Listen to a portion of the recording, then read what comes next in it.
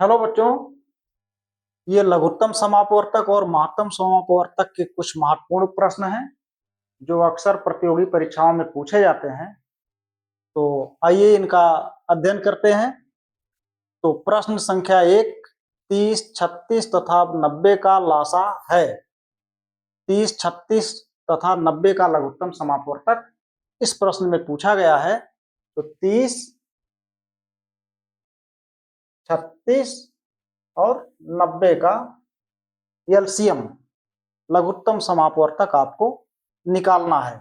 अब 30 से 90 विभाजित हो रहा है तो आप 30 को हटा सकते हैं। जिन छोटी संख्या से अगर आपका कोई बड़ी संख्या विभाजित हो जा रही है तो उस छोटी संख्या को हटा करके बाकी संख्याओं का लघुत्तम समापवर्तक निकालेंगे। तो जिस संख्या को हटाए हैं उसको शामिल करते हुए सभी का लघुत्तम समापवर्तक लासा निकल जाएगा। तो 36 और 90 का ही एलसीएम अगर आप निकालेंगे तो 30, 36 और 90 का एलसीएम आ जाएगा। 30 से ये 90 विभाजित हो जा रहा तो 30 को हटा दिया गया। तो 2 से विभाजित होगा 18 और 45। 2 से ये भी विभाजित होगा, 2 9 18। 2 से ये विभाजित नहीं होगा, 45 लिख लेंगे पूरा। और अब 3 से विभाजित होगा, 3 त्रिका 9, 3 एकम 3, 3 पचे 15। फिर 3 से ये विभाजित होगा, 3 एकम 3, 3 पचे 15। ये 5 से विभाजित होगा, अब 5 एकम 5। तो 2 गुणा 2 गुणा 3 गुणा 3 गुणा 5। तो इनका गुणनफल निकाल लेंगे, जो आएगा वही 30, 36 और 90 का लासा होगा, लघुत्तम समापवर्तक होगा। 2 दूना 4, 4 तीन 12, 12 तीन 36, 36 बच्चे आप जो है गुणा कर लेंगे। 5 एक 30, 5 तीन 15, 15 तीन 18। 180 विकल्प ए सही है। दूसरा प्रश्न है 8, 14, 26 का लासा है। 8, 14 और 26 का लघुत्तम समापवर्तक आप ज्ञात करेंगे। तो आप 8, 14 और 26, 8, 14 और 26 किसी छोटी संख्या से बड़ी संख्या विभाजित नहीं हो रही है तो तीनों संख्याओं का लासा निकालना पड़ेगा। तो 2 से 2 चौका 8, 2 सत्ते 14 और 13 आ जाएगा।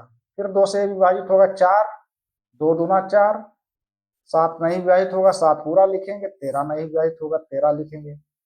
2 से फिर विभाजित होगा 2, 7 नहीं विभाजित होगा 7 ही लिखेंगे, 13। फिर 7 से 7 को विभाजित कर देंगे, 13 वही लिख देंगे। और 13 से 13 को विभाजित करेंगे। ये 2 गुणा 2 गुणा 2 गुणा 7 गुणा 13। 2 दूना 4, दूना 8, 8 सत्ते 56, 56 का 13 से गुणा कर देंगे।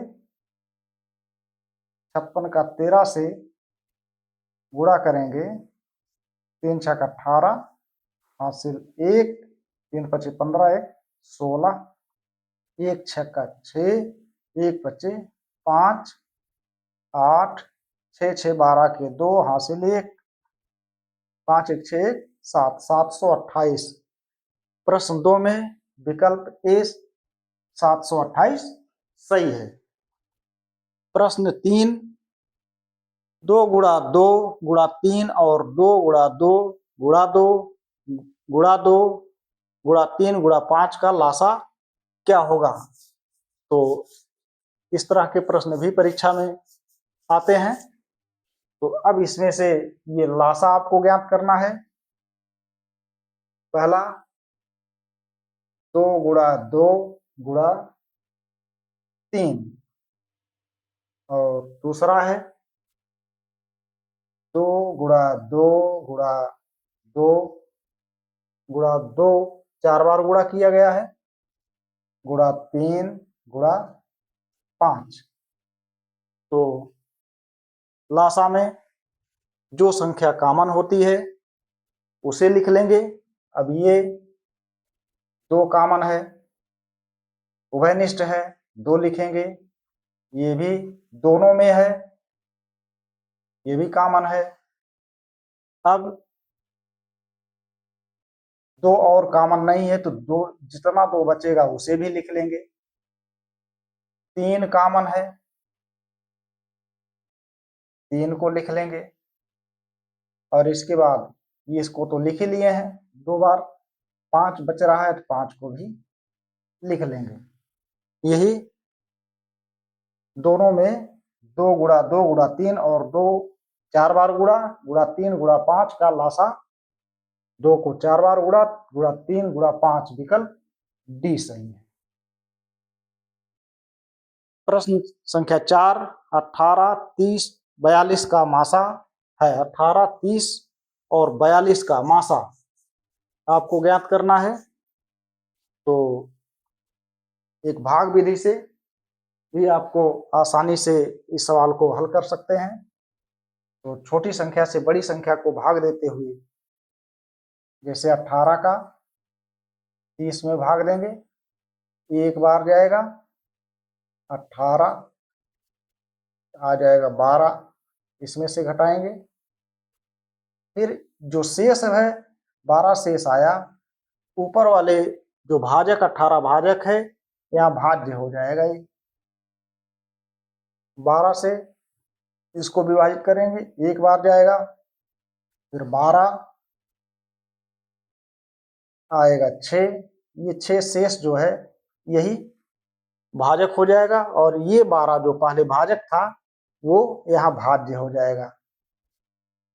6 से फिर 12, 6 दूना 12। तो ये 18 और 30 में मासा 6 आया। और इसके बाद एक संख्या और बची है, चौथा 42। अब इसी भाजक से 42 को फिर विभाजित कर देंगे। 6 सत्ते 42, पूरा विभाजित हो जा रहा है। तो यही जो भाजक है, अंतिम भाजक वही मासा होता है। तो प्रश्न 4 में विकल्प सी सही है। 5वां प्रश्न है, 2 लगातार विषम संख्याओं का मासा होगा। 2 लगातार विषम संख्याओं का मासा आपको ज्ञात करना है। तो विषम संख्याओं को आप जानते होंगे, जिसका इकाई का अंक 1, 3, 5, 7, 9 हो, ये सभी विषम संख्याएं होती हैं। तो इसमें पूछा जा रहा है 2 लगातार विषम संख्याओं का मासा। लगातार का मतलब एक विषम संख्या आई तो उसके बाद जो आने वाली होती है, जैसे 1 के बाद 3, 2 विषम नहीं है, सम है। 1 के बाद 3, 3 के बाद 5 ही आएगी, 5 के बाद 7। अगर 5 के बाद 9 आएगा तो लगातार नहीं होगा। 1, 3, 5, 7, 9, 11, 13, 15 ये सभी लगातार आने वाली विषम संख्याएं हैं। तो 2 विषम संख्याओं का मासा पूछा जा रहा है। 2 विषम संख्याओं का मासा हमेशा 1 होता है। तो इसे आप याद भी कर सकते हैं। 2 विषम संख्याओं, 2 लगातार विषम संख्याओं का मासा हमेशा 1 होता है। चाहे उसको आप हल भी कर सकते हैं, जैसे 3 और 5 ले लें। छोटी संख्या से बड़ी संख्या को लगातार, जैसे इसे आप ले लीजिए, 3 एकम 3, 3 माइनस कर देंगे, आ जाएगा 2, 2 भाजक बन जाएगा यहाँ, ये 3 भाज्य होगा। 2 एकम 2, 2 भी माइनस हो जाएगा 1, और ये भाजक यहाँ भाज्य हो जाएगा 2, 1 दूना 2। ये अंतिम जो भाजक है वही मासा है। तो किसी भी 2 लगातार विषम संख्याओं को अगर आप इस तरह से मासा निकालेंगे तो अंत में अंतिम भाजक 1 आएगा। तो हमेशा 2 लगातार विषम संख्याओं का मासा 1 होता है। इसे आप रख सकते हैं, इसे आप याद कर लीजिए। 2 लगातार विषम संख्याओं का मासा 1 होता है। विकल्प ये सही है। उसी तरह दो लगातार सम संख्याओं का मासा होगा, ये पूछा जा रहा है छठे प्रश्न में। तो दो लगातार सम संख्याएं कौन सी होती हैं? जिसका इकाई का अंक 0, 2, 4, 6 और 8 हों, वे सभी सम संख्याएं होती हैं और वे 2 से विभाजित होती हैं।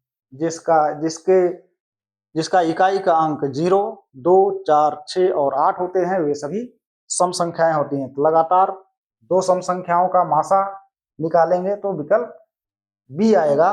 विभाजित भी करेंगे, जैसे लगातार 4 और 6 को हम लें, 4 छोटी संख्या, 6, 4 एकम 4, एक बार गया 2 आया, 2 से 4 ये भाजक या भाज्य हो जाएगा, 2 दूना 4, यहाँ माइनस करेंगे तो ये पूरा विभाजक कट गया। तो अंतिम भाजक 2 है, 2 मासा होगा। इससे बड़ी भी संख्या को आप लेंगे तो 2 लगातार सम संख्याओं का मासा 2 होता है, हमेशा 2 होगा। विकल्प बी सही है। तो 7वां प्रश्न है 2 गुणा 3 गुणा 5 गुणा 7 और 3 गुणा 5 गुणा 7 गुणा 11 का मासा कौन सा होगा? तो विकल्प 4 दिए गए हैं, ABCD। इसमें से कौन सा विकल्प इन संख्याओं का मासा होगा? तो हम लिखेंगे 2 गुणा 3 गुणा 5 गुणा 7 और दूसरे में है 3 गुणा 5 गुणा 7 गुणा 11।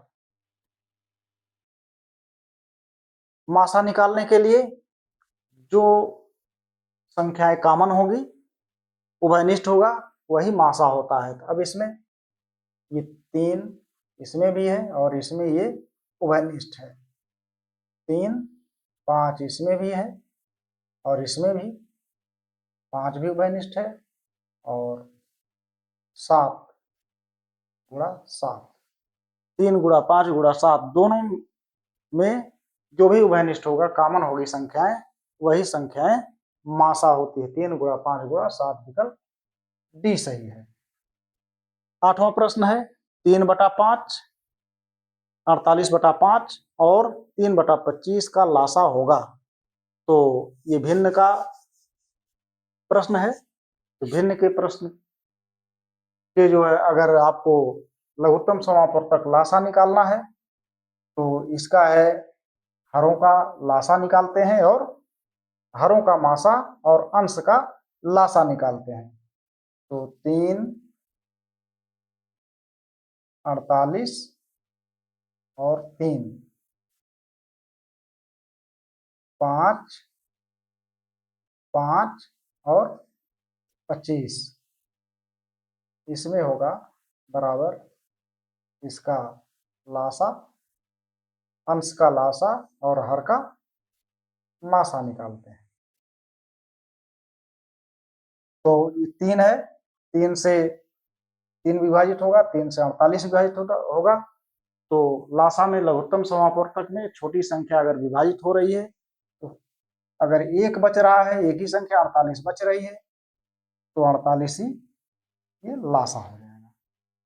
और उसी तरह मासा में छोटी संख्या से अन्य संख्याएं अगर विभाजित हो रही है तो सबसे छोटी संख्या मासा हो जाएगी। तो इसमें ये लासा हो गया और इसमें ये मासा, महत्तम समापवर्तक 5। और निकालेंगे भी तब भी आपका वही आएगा, 3, 48 और 3। इसका एलसीएम निकालेंगे, 3 से विभाजित हो रहा है, 2 से कर लेंगे पहले। 3, 24, 3, 2 से अभी विभाजित होगा, 3, 12, 3, 2 से अभी 3,